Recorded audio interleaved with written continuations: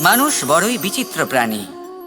অধিক থেকে অধিকতর ধন লাভ করার চেষ্টায় নিজের শরীরকে নষ্ট করে ফেলেন, নিজের শক্তি হারিয়ে ফেলেন, নিজের সামর্থ্য হারিয়ে ফেলেন। আর যে ধন লাভ করেন সেটা কোথায় যায়? সেই শক্তি, সেই সামর্থ্যকে আবার ফিরে পাওয়ার জন্য। আর কিছু মানুষ জীবন এমনভাবে যাপন করেন যেন তা কখনোই শেষ হবে না, কিন্তু শেষ তো সবারই হবে।